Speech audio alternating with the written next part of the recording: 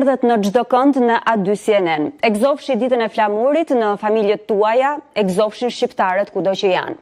Nga 28 nëntori, 113 viteve më parë, e deri në 1944 është një nga segmentet më të ngarkuara dhe më vendimtar të historisë sonë, nga shpallja e pavarësisë, tek lufta për mbijetesë së shtetit, tek mbretëria, tek pushtimi, lufta e forcave politike e ashpër në vendin tonë dhe deri tek çlirimi dhe vendosja e regjimit komunist.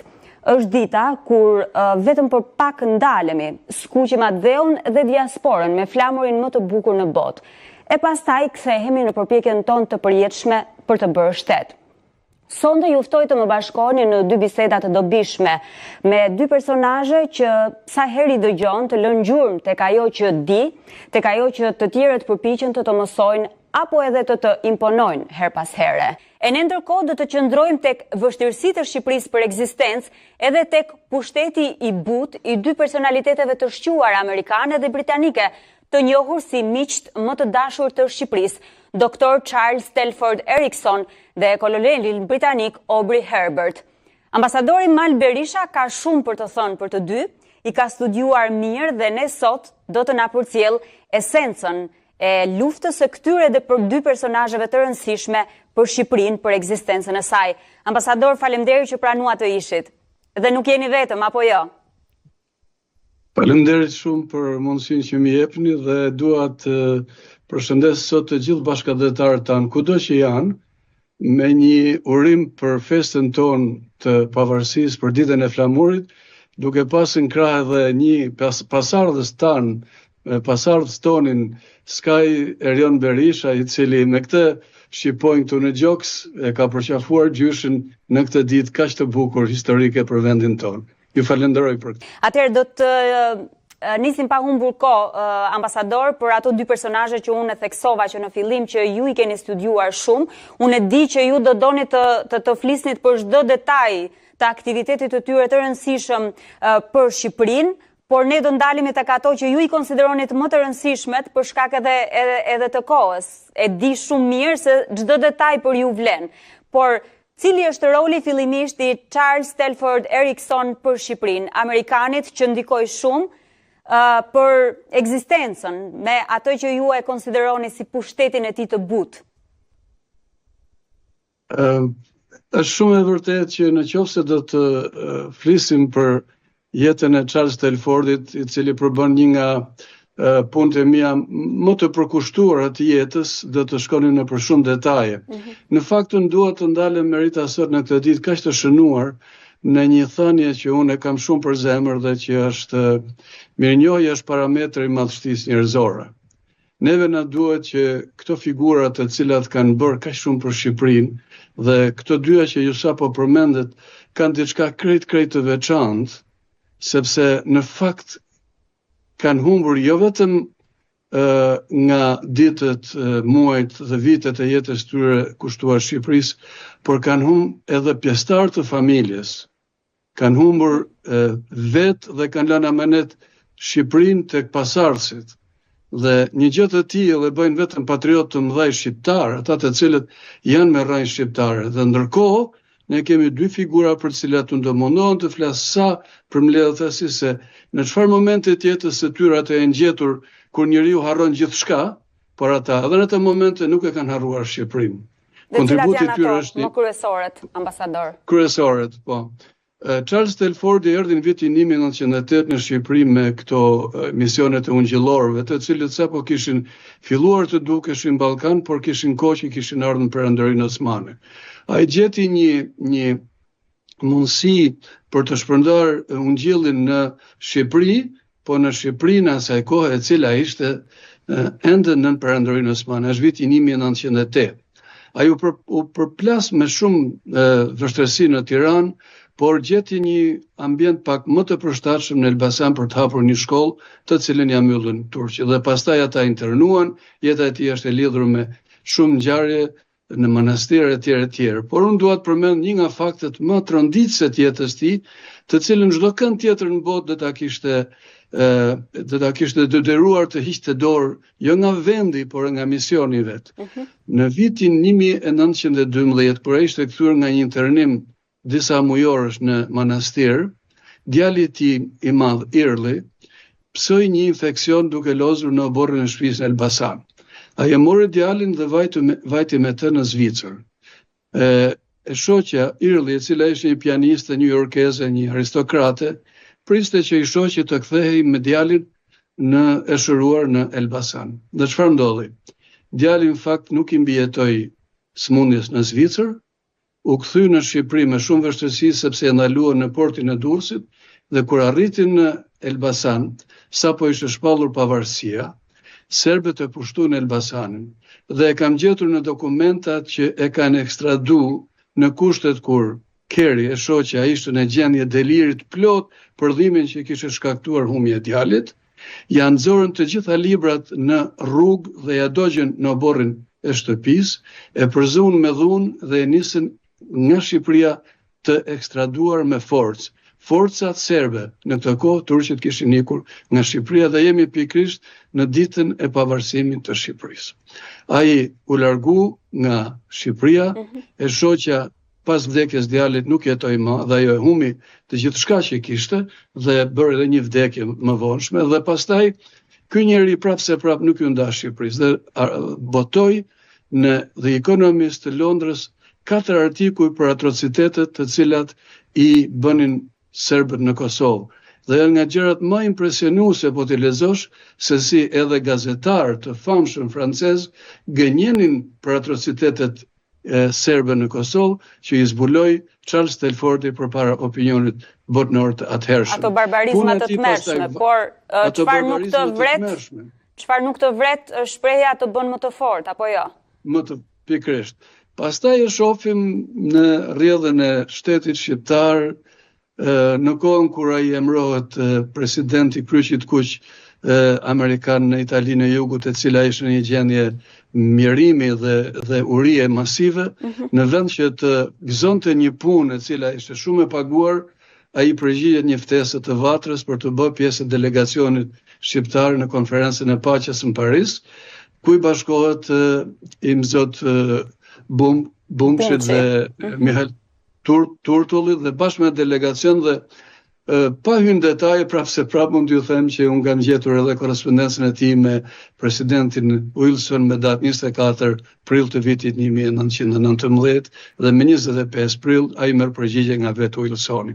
Pastaj puna e tij është e mbushur me mrekullinë e tij. Dhe çfarë mund të veçojmë te kjo korrespondencë zoti Berisha dhe a mund të themi që ndikoi në vendimarrjen e Wilson në atë vendimarrje historike për Shqipërinë? Shiko, Merida, ka shumë veta që i dalin zot punës ndërgjegjësimit të presidentit Wilson lidhur me qëndrimin që ai majti me 14 pikat e famshme të mbrojtjes së kombeve të vegjël. Me datë 25 prill të atij viti, pra 1919-s, presidenti Wilson i thotë në një ditë kaq të mbushur me punë që kam unë sot, thotë, pata kënaqësinë të lexoj letrën tuaj, e cila më elaboroi ose më iluminoi lidhur me çështjen shqiptare. Pra, unë mendoj që shumë çekiç kur rrafin me bëjnë një punë të mirë siç ka ndodhur në atë kohë.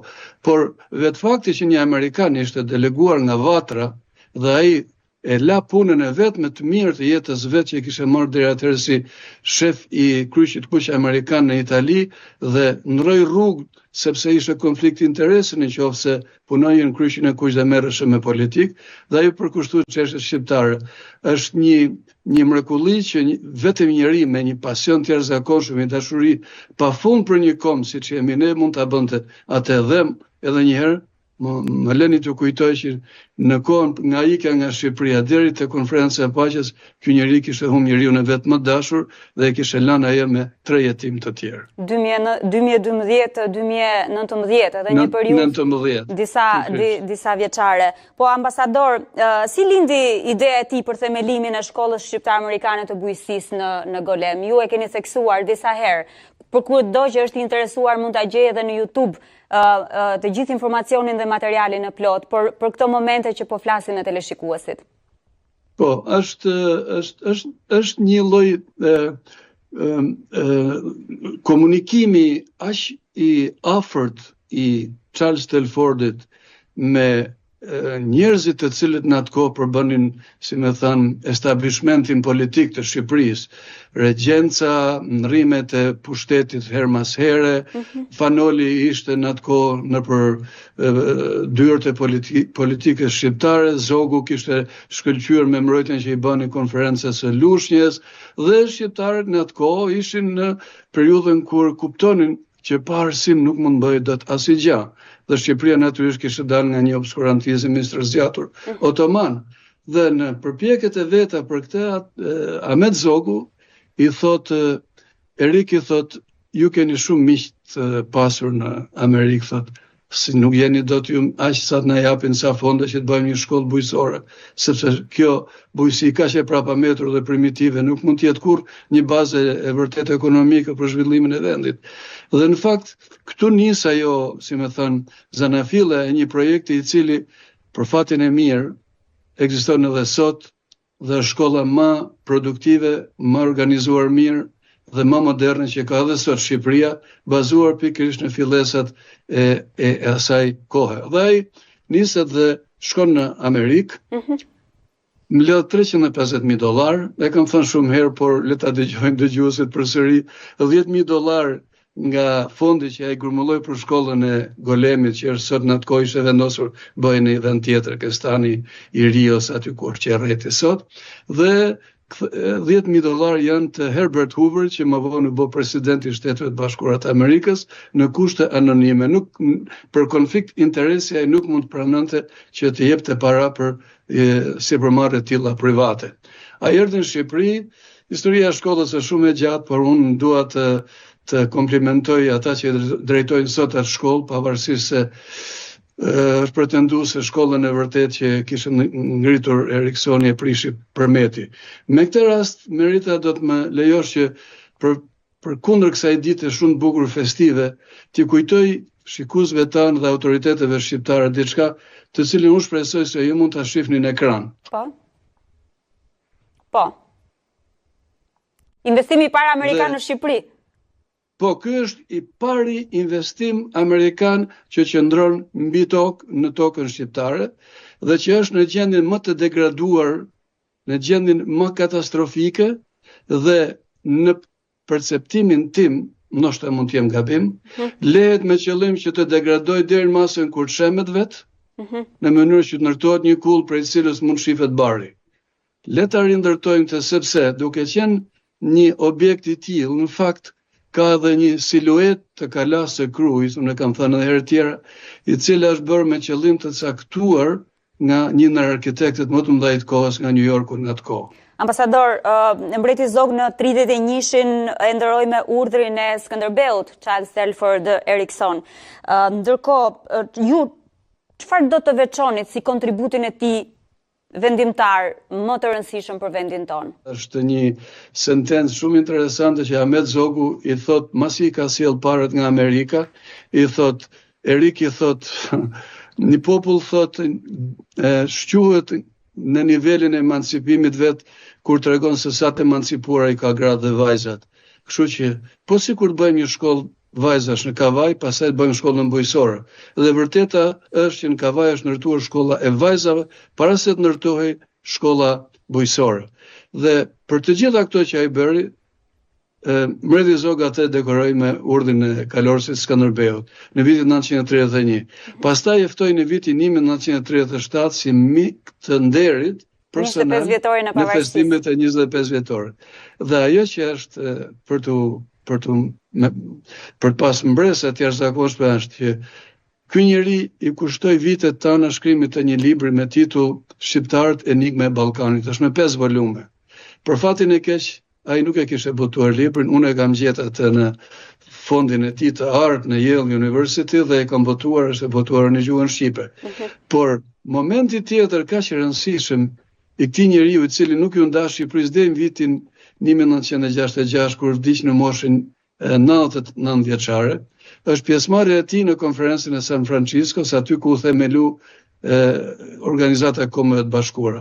Në atë kohë, guverna, siç quhej atëherë Enver Hoxhës, nuk njihej nga kërkush dhe shqiptarët nuk ishin të drejtë pjesëmarrjen atë konferencë. Megjithse personazhi tjetër për cilin do flasim më pas, Aubrey Herbert, ishte autori i pranimit të Shqipërisë në Ligën e Kombeve 1920, por Liga e Kombeve u transferu në Kombet e Bashkuara. Dhe Vatra duke u gjetur Shqipërisë në krah, e delegoi Charles Telfordin në San Francisco dhe korrespondenca e tij me senator, me sekretarin e shtetit amerikan dhe gjithçka tjetër kalonte nëpërmjet qeverim Panaritit në Vatër në Boston, është një ndër gjërat më impresionuese që mund të ketë shqiptari kur shef se si një amerikan i cili i kushtoi aq shumë vepra, punë të mira Shqipërisë, merri me aq detaje lidhur me edukimin, si thonë amerikanët, të atyre njerëzve të cilët merrnin vendime të rëndësishme për Shqipërinë në atë konferencë. Pastaj jeta e tij më vonshme është fotografia e tij e fundit, Merita, që duhet përmend në këtë ditë të bukur. Fotografia e fundit e jetës tij në azilin e vet në Kaliforni është me dekoratën e urdhit të Skënderbeut akorduar nga Ahmet Zogu, të cilën familja e vet me një bujari të mrekullueshme ja ka dhuruar kishës së Fanolit ose Atli Olinit, në atë kohë ishte gjallë në Boston dhe është ekspozuar në muret e kishës së Shën Gjergjit në Boston. Një histori e jashtëzakonshme, ambasador, dhe jo më pak e jashtëzakonshme është edhe ajo për të cilën ne do të flasim në vijim për Aubrey Herbert, britanikun tashmë, që luajti po ashtu një rol shumë të rëndësishëm për Shqipërinë, edhe në konferencën e famshme të Londrës, apo jo? Sigurisht. Tani, miku im i ngushtë Betullah Destani ka shkruar një libër në cilin Aubrey Herbertin e ka quajtur miku më i madh i shqiptarëve. Aubrey Herbert ka një lidhje aq spontane, momentale me ne shqiptarët, por që ai moment i jetës tij e bën atë njeriu që i kushtoi gjithçka çështjes shqiptare. Diku nga viti 1903, ai po kalonte diku në tokat shqiptare të Maqedonisë së Sotshme, pra mendohet të jetë diku në një rrugtim nga Selaniku për në Shkup. Dhe ai bën në një prit në cilën mund të kishte humbur jetën. Por aty gjendet një shqiptar me emrin Qazim Kukeli, i cili ja mbron jetën atij ndoshta duke rrezikuar dhe vetveten. Dhe kur ai merr vesh ky ishte shqiptar, i thotë: "Ju më keni shpëtuar jetën. Çfarë mund bëj unë për ty?" Dhe përgjigjja ka qenë e tillë, shumë emocionale. I nderuar, nëse ndonjëherë të jepet mundësia të flasësh mirë për vendin tim, kjo do ishte dhurata më e madhe që mund të më bëje mua. Imagjino sot se sa frymëzuese mund të jetë për ne shqiptarë që kemi kontakte me lloj-lloj njerëzish të kombeve, të mundësive që kanë për ta ndihmuar Shqipërinë. Lidhja me këtë njeri pastaj vjen tek një sentencë shumë e bukur e Aubrey Herbert, ku thotë që në fakt nuk dija ndonjë gjë për këtë popull, por gjithçka që mësova për këtë popull kaq të virtytshëm ishte ajo që erdhi nga Qazim Kukeli. Dhe kjo bën pastaj atë që ai të vizitoj trojet shqiptare, ka vizituar Mitrovicën 1907, Pejën dhe Prizrenin në 1909, ndërtoi një misi të afërt me Ismail Qemalin, ndërtoi misi të afërt me Lojzh Gurakuqin dhe me patriotë të tjerë shqiptar, me Isa Buletinin. Dhe misia e tij me Eduard Grein është ndoshta edhe momenti më i rëndësishëm. Betullah Destani deklaroi dhe tha që nëse Eduard Grey nën influencën e Aubrey Herbert nuk do të qëndronte aq sa qëndroi për të ruajtur një pjesë të territoreve shqiptare, të cilat sot përbëjnë hartën politike të Shqipërisë, ndoshta Shqipëria nuk do të ishte ajo që është sot. Pra ajo sentenca komuniste, Shqipëria londineze, duke e lënë gjithmonë Britaninë e Madhe si përgjegjëse, kur aty ishte Rusia antishqiptare, ishte Franca antishqiptare, kur s'kishte Shqipëria në atë kohë s'kishte asnjë shtet mik përveç mikut që na e afroi Aubrey Herbert, është krejtësisht e gabuar. Pra, ky është një moment jashtëzakonisht rëndësishëm. Pastaj imagjinoni legjendat tona për vizitën e Isa Buletinit dhe Ismail Qemalit në për ta theksuar në Londër këtë moment. Me 1 maj të vitit 1913, si u pritën atje, natyrisht Robin Hoodi shqiptar që quhej Isa Buletini dhe diplomati i famshëm i Perandërisë Osmane, Isa Buletini si Robin Hood dhe Ismail Qemali si diplomat, ishte një gjë që mund t'i ofroj vetëm nga një njeri shumë i dashur që ishte vetë antar i Parlamentit Britanik. Qëndrimi i presidentit Wilson është historik dhe dihet që e mbrojti Shqipërinë nga disintegrimi. Por tani vim tek antarësimi në Ligën e Kombeve, i cili është një akt shumë i madh diplomatik për ekzistencën e popullit, të kombit tonë. Nëse mund të themi që në konferencën e Londrës ndikoi që Shqipëria të ekzistonte në ata kufi, pra të mos shuhej përfundimisht, tashmë kemi atë fazën tjetër që është për antarësimin e Shqipërisë në lidhjen e kombeve. Ajo që Aubrey Herbert ka bërë është që me miqtë e vetë të ngushtë, me Lordin Cecil, me Lordin Balfour, i cili ka qenë dhe kryeministër Britanisë Madhe, si më thënë, ishte dorë e zgjatur e Herbertit në Gjenevë në kohën kur diskutoi edhe antarësimi i Shqipërisë.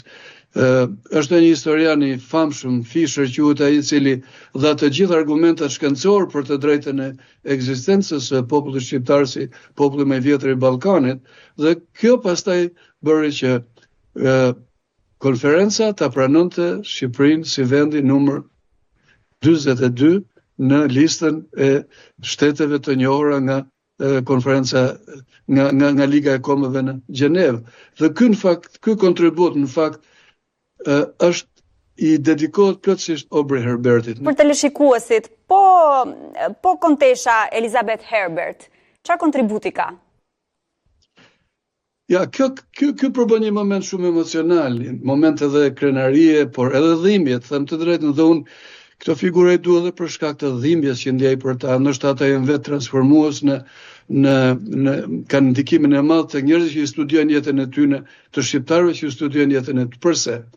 Në vitin 1923, Charles Telford Erickson, me qenë se po flasim për dy figurat, bashkë me ministrin e atëhershëm shqiptar në Britaninë e Madhe, patriotin e madh Mehmet Konica, më vonë edhe ministri i jashtëm e tjerë, shkojnë tek Aubrey Herbert për t'i afruar kunorën e mbretit të Shqipërisë. Jemi me datën 13 gusht të vitit 1923. Ai në fakt e pranon, për t'i rënë shumë shkurt sa historie, kunorën, dhe thotë që do t'isha njeriu më i lumtur dhe do t'isha shërbëtori më i përullur i kombit shqiptar nëse më mbjepet kjo mundësi, por shëndeti kam frikë se m'len për shkak se mjekët do më kalojnë një operacion që nuk më jep më shumë se 50% garanci. Në fakt, ai në shtator të vitit 1923 vdiq, pra pa u konsakru ose pa u afru kunora zyrtarisht. Por në momentin e vdekjes ka një sentencë e cila mund të bëjë çdo njeri me qajt.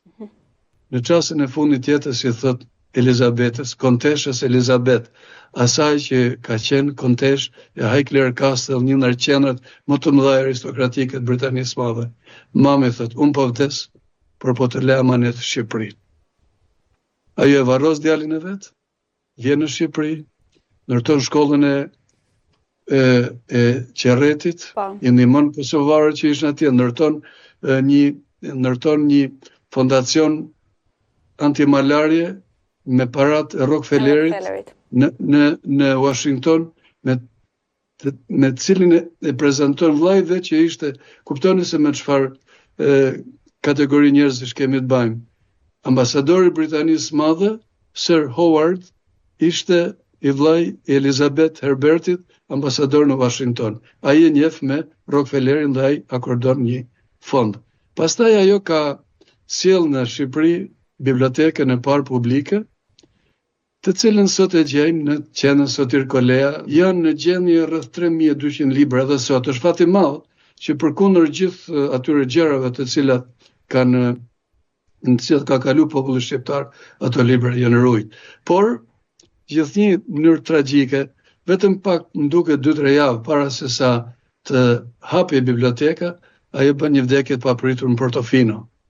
Dhe nusja e domethënë e shoqja e të birit, e Herbertit, Mary, bashkë me djalin tjetër Mervin, vinë në Shqipëri dhe e hapin bibliotekën. Pastaj ka dhe kontribute tjera. Mund shofish ndoshta një fotografi këtu në ekran? Po, duket, është e dukshme, ambasador.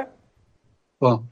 Kjo është shkolla të cilën e ndërtoi në vitin 1926, mësu gabosh, 1927, mund t'jem gabim me datën, Elizabeth Herbert për kosovarët e Qerretit, të cilët ishin dëbuar me forcë nga shovinizmi serb. Ajo shkollë ka ekzistuar deri tani është bërë një shkollë shumë e bukur, e re, moderne, në borën e shkollës, vjetër, dhe shkolla e vjetër janë rujt klasat që i ka bërë ajo zëvën. Askush nuk kujdeset që ta kthejmë një muzeum. Kam bërë shumë përpjekje, kam shkrujt në rrjetet sociale, sa kam mundësi që ta bëjmë një muzeum për anglezët, sepse lidhja, ajo që ju përmendën në fillim, soft power, ajo ganxhe fort që na lidh ne me kombin britanik, nuk janë gjërat e kota që fliten sot në për televizore e në për media.